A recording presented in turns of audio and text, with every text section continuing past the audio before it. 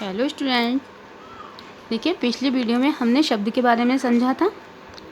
अब मैं आपको समझाती हूँ कि वाक्य किसे कहते हैं। देखिए बच्चों, भाषा की सबसे छोटी इकाई होता है वर्ण, और वर्णों के सार्थक मेल से हम बनाते हैं शब्द, ठीक है। और शब्दों के सही और सार्थक मेल को वाक्य कहते हैं।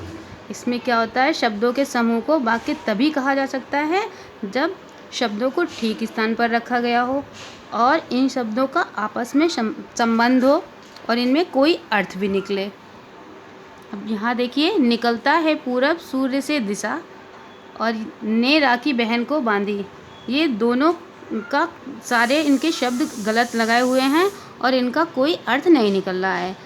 सही वाक्य क्या होगा, सूर्य पूर्व दिशा से निकलता है, बहन ने भाई को राखी बांधी, तो हम इसे सही वाक्य कह सकते हैं।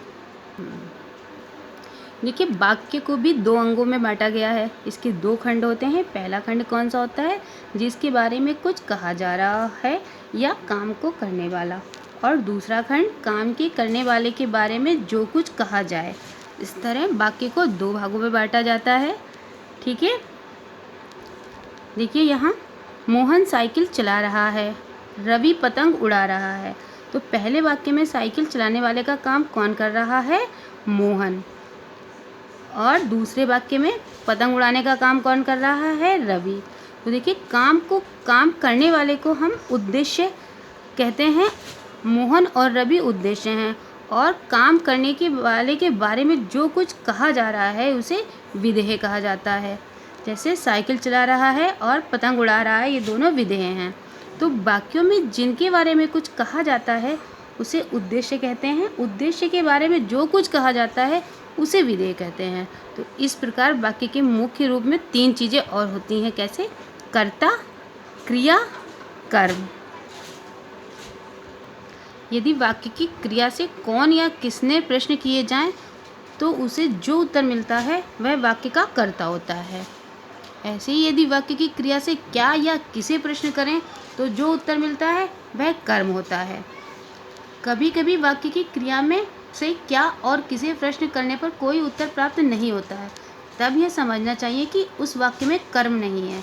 जैसे शीला सो रही है, इस वाक्य में क्रिया से यदि प्रश्न किए जाएं तो क्या सो रही है, किसे सो रही है, तो कोई उत्तर नहीं मिल रहा है, अतः इस वाक्य में कर्म नहीं है। तो देखिए बच्चों, हमने क्या देखा, वर्णों के सार्थक मेल को शब्द कहते हैं।